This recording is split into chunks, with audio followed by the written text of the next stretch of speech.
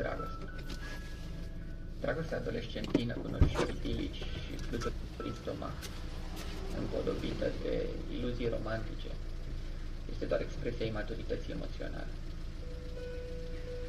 Dragostea este autosugestie. Iubirea, în schimb, este altceva. Dragostea începe cu capul în nori și se termină cu capul de toți pereți. O iubesc pentru că este frumoasă. Îl iubesc pentru că are simțul umorului.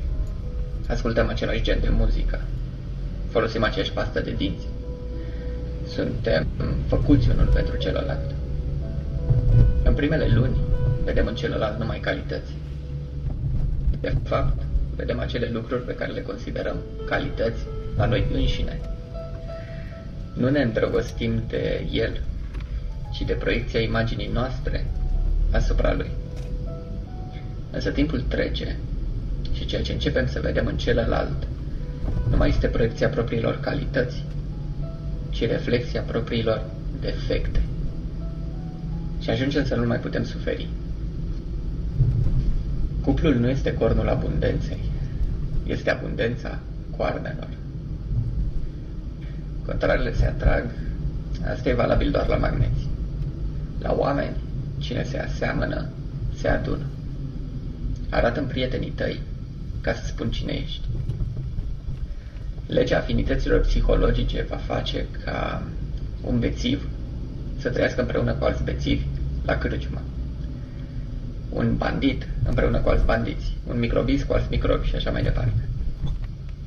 Legea atracției va alege din sute de oameni pe cineva care îți seamănă și vei face cu el cuplu. Este încântător deoarece majoritatea calităților tale se vor reflecta în celălalt.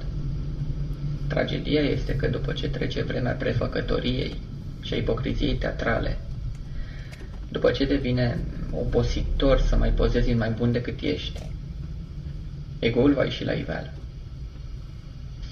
Care este cauza divorțului? Potrivire de caracter, domn judecător. Poate nepotrivire. Nu, potrivire de caracter. Cum adică? Păi când mie mi-e lene și ei e lene. Când eu mă enervez și ea se enervează. Când eu beau, bea și ea. Potrivire de caracter. Ego-ul este cauza reală a răului în lume și motivul pentru care 90% din cupluri sunt disfuncționale. Nicăieri nu se suferă mai mult decât în cuplu. Și asta e foarte bine. Pentru buzunarele psihologilor și terapeuților.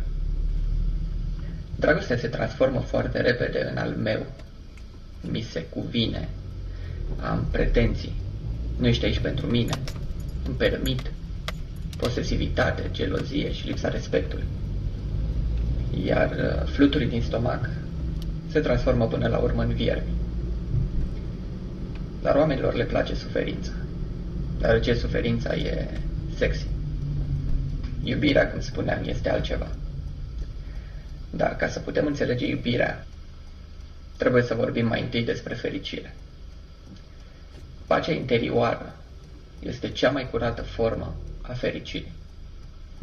Pacea interioară este chintesența, sămânța, conducta principală, măduva, substanța primordială, care se poate manifesta în forme diluate, ca împlinire, entuziasm, optimism, euforie și în forme mai mult sau mai puțin subiective prin intermediul diferitelor plăceri. Însă trebuie să înțelegem că există o diferență între plăcere și fericire. Un pahar de vin băut la o cină romantică poate fi expresia rafinamentului, însă 5 litri de vin băuți la o petrecere pot fi expresia vomitivă a ego-ului. Există deci fericiri ale conștiinței și plăceri ale ego-ului. Întrebare. Fericirea aparține inimii sau intelectului? Răspuns. Până și rafinata plăcere a înțelegerii, care dă gustul ambroziac al înțelepciunii, este în esență o trăire emoțională. Nu poți să iubești intelectual. Nu poți să te lași răsfățat de valuri și de soare cu intelectul. Nu poți să trăiești enigmatica piloerecție și efervescența copleșitoare când asculți o melodie frumoasă. Toate aceste trăiri extraordinare care dau savoarea vieții sunt în esență emoționale. Chiar și înțelegerea pe care de obicei o atribuim intelectului aparține în mare parte intuiției. Ce este intuiția? A ști fără a raționa. Femeile înțeleg exact despre ce vorbesc, deoarece ele sunt prioritar intuitive. Până și înțelegerea aparține inteligenței emoționale. Întrebare. Există nivele de fericire? Și dacă da, un om poate fi mai fericit decât altul? Răspuns. Știți deja că un om poate avea centrul intelectual mai dezvoltat decât alt om, dar puțin realizează că cineva poate avea centrul emoțional mult mai dezvoltat. Centrul emoțional este ca un mușchi. Dacă nu este lucrat, se atrofiază. Însă dacă este bine antrenat, poate ajunge la niște nivele extraordinare de sublimare vibratorie și la o calitate copleșitoare a simțirii. Calitatea trăirilor noastre depinde direct de nivelul de elevare emoțională. Nivelul la care un om poate iubi depinde direct de rafinamentul său emoțional. Iubirea este frumusețe. Este o artă inaccesibilă brutei. Întrebare. Cât timp îți acorzi zilnic să te faci frumoasă sau frumos?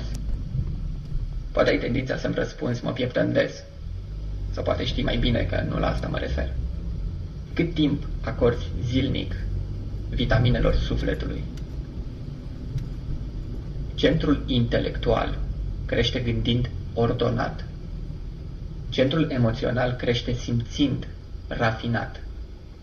Antrenamentul este totul. Iubirea, așadar, este o capacitate a unui suflet instruit, lucrat. Orice umanoid mediocru este capabil să se îndrăgostească și să sufere, dar nu oricine este capabil să iubească. Iubirea este comoara oamenilor frumoși.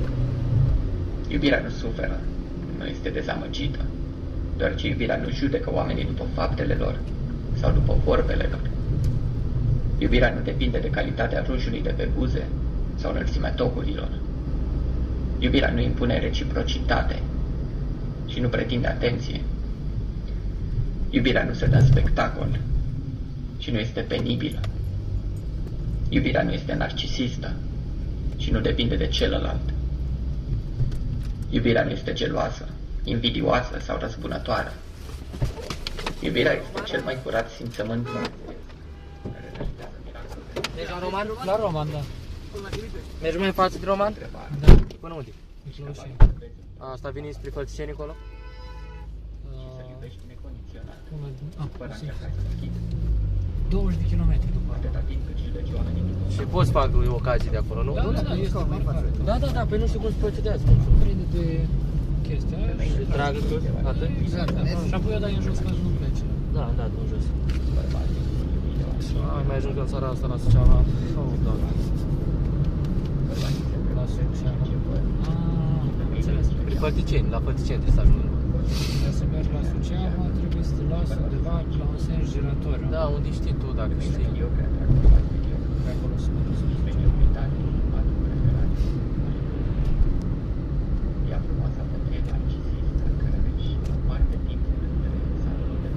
Că dacă mi ajungeau banii, mă duceam cu trenul și făceam eu ceva, dar nu mi-a ajuns nici banii. Dar mi-a ajuns cu mai nici bani. Vreo 400. Și la Ceava, știi, trebuie să mai iau iară spre Fălticeni, da? Serios. Pe bune, 480.000. Dacă crezi că te mint. Să nu vă ăștia scorurile astea. Da, frate, atâta e. La Bacău, la Suceava, 480.000. Dacă ori se numește nașterea Nicutului Cocalat. Pare amuzant să vorbim despre asta, însă în realitate e trist, deoarece exprimă mediocrizarea stereotipică a populației. Amprenta formatorilor de ființe umane ce vor duc din urmă un sistem ce are interesul să producă roboți. Așa cu ocazia îi dădeam 5 lei și te ajungeam direct până la Fălticeni. Cât să opereze mașini și suficient de proști ca să nu-și conștientizeze sclavajul. Sper să Venitorii ajung. de taxe, roboții programați, sclavii voluntari, șobolanii de office, pinguinii tunși și încălțați în funcție de moda berii, nu reprezintă obiectul discuției noastre. azi discutăm despre puritatea trăirilor intime.